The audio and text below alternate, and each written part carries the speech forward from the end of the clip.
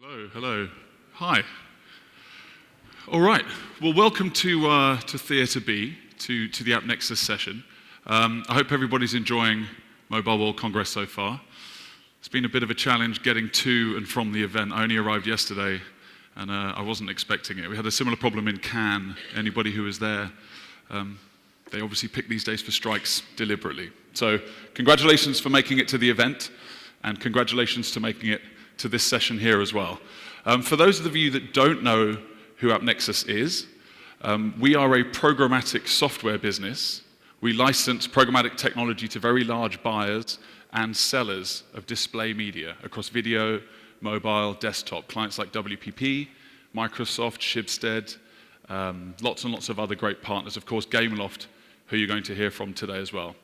We've got a booth upstairs. We're having a fantastic session so far in meeting a lot of our clients and prospects. So it's been a very, very good event for us up to this point. So I hope you're finding the same. For this session that we've got here, we've got three fantastic segments coming up directly after me. Firstly, my colleague Ulrich, who works in our Copenhagen department. He's possibly the best dressed man in digital media, as I'm sure you will agree when he comes up here. He's disagreeing with that already. He certainly is. Closely followed by a session with the partner Gameloft that I was talking about before. They're one of our most interesting, exciting, and important mobile partners. And then to finish things off, we've got Tim and Paul from our New York office to talk about header bidding in mobile. Now, this is something extremely new and very, very exciting. Header bidding is a very hot topic in desktop programmatic today, but what we've got to talk to you about in mobile is extremely interesting as well. So that will finish off the session. Just before I pass over to my colleague Ulrich, I figured what would be interesting is to have a quick look into the future. Now, when I look into the future, the analogy I like to use is this guy, Wayne Gretzky. You will almost all have seen this slide before. The comment, of course, being he needs to skate where the puck is going. Software businesses make this reference all the time. The reason for that is we can't build software for the way people are buying and selling today, especially not in a market that's growing as quickly as this one. We have to build software for what people are going to do in 3 months' time, 6 months' time, and 12 months' time. That's the biggest challenge that we face. The issue that we find in mobile marketing, I think, is something completely different. How does that market look? Before we move across, just to take a snapshot, and certainly a layer of opinion from myself as well, not necessarily the way the business feels, but the mobile market is very challenged. There's an enormous amount of growth, but there are also an enormous amount of challenges with this. When I say challenges, the first one I want to pick up is disparity. I'm sure you've all seen the stat where it says, look at how much time we spend on mobile versus how much money is put into mobile. I doubt anybody here hasn't heard that somewhere before. And of course, the difference is enormous. We spend a massive amount of time on mobile, and then there is a disproportionately small amount of budget that's allocated to mobile. Firstly, I think today, that's a good thing. If 60% of budget was spent on mobile, we'd probably all stop using our mobiles. But at the same time, the other reason for it is because the mobile market doesn't necessarily understand how to influence behavior. The purpose of advertising across the board, as I'm sure you would all agree, is to influence consumer behavior, not annoy people. And the issue with the handset, of course, becoming very personal, advertising needs to be able to strike the balance. And we haven't really fully understood that yet. So disparity is the first challenge. The second one is the fact that the market's moving too quickly. Now, you could argue that that's not necessarily an issue, but if you look at TV, 60-year-old, 70-year-old market, you've always bought 20-second spots that run in between programs. The programs are scheduled in the same way. The TV has broadly looked the same. They've got a bit thinner and larger. I was going to say smaller. Obviously, they're now in color. But otherwise, the creative process is the same. The buying process is the same. In most cases, you're even buying from the exact same people that you were buying from 60 years ago. But in mobile, the handsets were big, then they were small, then they were big again. They're probably going to get small again. The connectivity changes by country. The broadband charges, the data packages. First it's video, then the consumption is social. It just changes all the time. And marketers want to embrace that on one hand, and being probably a lot of mobile first. How many people here in the audience here are mobile first businesses, would describe themselves as mobile first? Okay, So there's 4 guys at the back, which is good to see. That means, therefore, I would assume that everybody else comes from what you would consider to be a more traditional business. Let's say marketers, agencies, broadcasters, publishers, things like that. Now that means that you need to, or you do understand the importance of consistency in markets like this. Otherwise, you can't necessarily embrace and fully invest in a market that's changing all the time. If we take a European context, the display ad market in Europe is worth something like $25 billion, depending on where you get your numbers from. Of that, mobile is $3.5 billion. And of that $3.5 billion in Europe, $1.7 billion is in the UK. And in the UK market, 80% of that money goes to 2 companies. So we're not really talking about a mobile market today. It is a formative stage. It is becoming a mobile market, but at the moment the confusion and the lack of consistency is driving marketers to invest aggressively in 1 or 2 companies in very, very, let's say, binary products based on login or based on a single format, something like that. Okay, so it's not all bad news. The good news is we've actually been here before. This is not necessarily anything new. So if we reference back to digital advertising formative years, we're going back to around 2005. So digital advertising in 2005 was largely based on the advent of technology, which is what we're talking about now. So search had largely become a one-horse race at this point with Google, and it was all bought using data and using technology, programmatically. It's now 100% programmatic, give or take 1%. Social was just growing, and that's now obviously formed into a 100% programmatic market using data and technology. And back in 2005, 2007, with Right Media and AppNexus, the display market was able to allow buyers and sellers to use data and execute things programmatically. So it was a very formative stage, lots of testing, lots of understanding. 2.0, moving forward, let's say 2010, 2015, rapid scale. Largely driven by retargeting. I'm sure everybody here understands what retargeting is, but in its most basic format, buyers, marketers, or agencies had the ability to retarget their consumers with an additional message to say, come back, why didn't you buy this? Or you bought that, why not buy this? And now that drove the market to the extent where programmatic, certainly in Western Europe, is over 50% of execution. In the UK, in 2 years, it will be something like 80% of display execution. So what you've now seen is an enormous amount of scale. Unfortunately, with that comes a layer of confusion because of investment. Hundreds and hundreds, literally thousands of companies appear who all add value in a particular way. And again, that can confuse marketers. It can confuse publishers.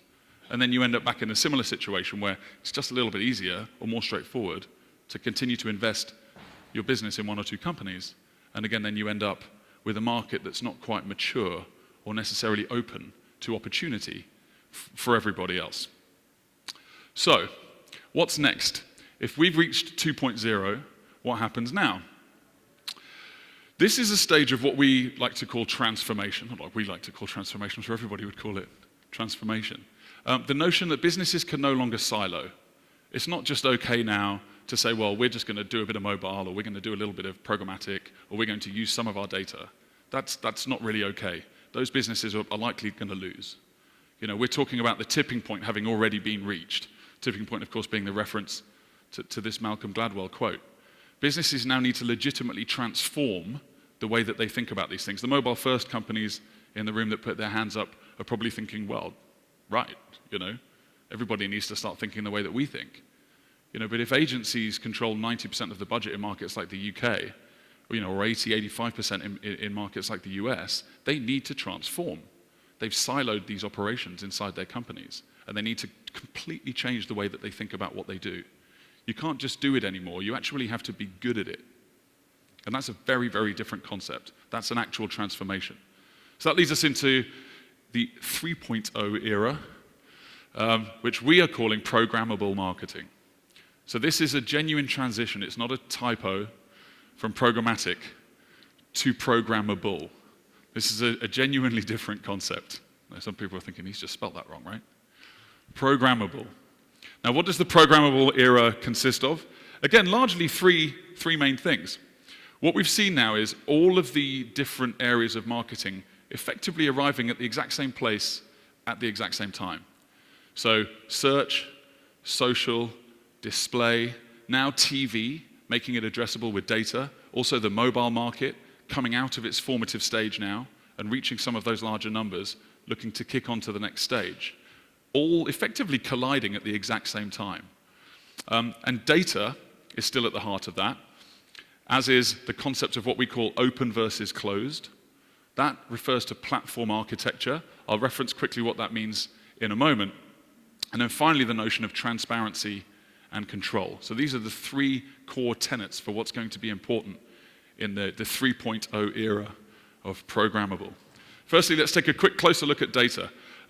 Common misconception that people say in data in mobile is, well, there's less data available.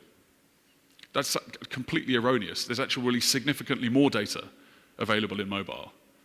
I don't necessarily know exactly where those misconceptions come from, possibly because most of the platforms that secure the largest amounts of budgets don't give you much data, or they don't give you the chance to use much of your data, which of course refers to the open versus closed, which I'll come back to in a moment. But there are swathes of data available in mobile, significantly more. Just because there's not a cookie doesn't mean to say that you can't necessarily ingest things from all kinds of different types of behavior. I mean, there are hundreds and hundreds. And I think more importantly as well, associating, because mobile does not stand by itself. And again, I have certainly a personal crusade to try to de-silo mobile. One of the reasons it doesn't grow as quickly as it should is because people keep saying how different it is and how unusual it is, and you must think about mobile. Well, not really, no. I think you must think about how people use their mobile. But somebody hears something on the radio, they check it on their mobile. You're watching TV while looking at your iPad. You're riding the train to work, reading a book. It's always in conjunction with something else. And people need to start to respect that and understand that all of those data points need to be brought together. So when I say 3.0 of programmable, the data reference here is you can't just retarget to take advantage of the programmable era. You have to really get to a very sophisticated and super deep level of understanding of all of these data points, bring them all together and really drive a very advanced level of analytics and application. Secondly, was the notion of open versus closed. I asked the marketing team to give me a slide that represented infrastructure, and they gave me this. It's pretty cool. I hope nobody sort of passes out while they're looking at it too much. The concept of open versus closed in platform architecture refers to what I was mentioning earlier, which is if you have all of this data and you have all of these capabilities, can you push it into a platform to activate it, to action it? Can you then extract from that platform all of the data points that we were talking about before as well? Or is it just going to swallow up all of your data and just give you a PDF of some results about how well you did? Because that doesn't allow you to scale, that won't allow you to differentiate, that won't allow you to understand the consumer behavior and then drive an advanced mobile strategy. So platform architecture now, based in this era of ad technology and marketing technology as well, becomes very, very important. And we define this as open versus closed. Because really, if you're working on a closed platform, you're going to be as good as or the same as everybody else who's using that platform. Possibly with some retargeting, possibly with access to your customers, and that's probably about it. So that's a very, very important concept. And then thirdly and finally, the notion of transparency and control. So the way I want to reference this is to just give you one slide on a new product that we brought out at the end of last year, which is called Programmable Bidder. So again, this is largely now the intersection of all of the concepts we've just discussed. Agility, the ability to leverage all of the data points that we were mentioning before in and out of a platform, and then also the ability to differentiate and customize. So you may speak to DSPs or to any kind of optimization platform who can say, yeah, well, we've got an algorithm that can help you optimize. Well, that's great. An algorithm is an algebraic equation that says, retarget my customer first. Secondly, make it an MPU. Thirdly, make it on a particular URL or a particular domain or a particular category. That's great. But if you push that into a market which is 60, 70, 80% programmatic, which they all are, or they all will be within the next couple of years, then again, you're limited in terms of your capabilities to being the same as most of the other people that you're working with. If you're a marketer, that's a problem. You're selling toothpaste. Why should you have a similar algorithm to somebody who's optimizing towards selling a holiday? That doesn't make any sense. Page placement might be the 10th most important thing for you. So if you pull all of the data points together, and you're able to analyze those, you have access to a platform where you can push all of these things in, and you can build a suite of your own algorithms where you have the base level programmed already, like a phone, like your iPhone. We've all got the same phone, probably. Most of us will have anyway. But your desktop of your phone won't look the same as mine. You've got shortcuts to the things that you like because it saves time and it makes your experience better and more effective. You could have a platform which hosts your creatives and targets the supply that you are preferencing, that you have relationships with. But then you can implement your own algorithms on a minute-by-minute basis, take advantage of moments, which are critical in mobile, and all of the different data points, things like inventory, things like geography, things like time, and then make sure that you can get a strategic advantage ahead of everybody else who's in the same market. Okay, so just to summarize, 3 takeaways, just in case that was too much to take in this morning. The first thing is obviously data to differentiate. It's critical. There's more of it in mobile, not less of it. That's a myth.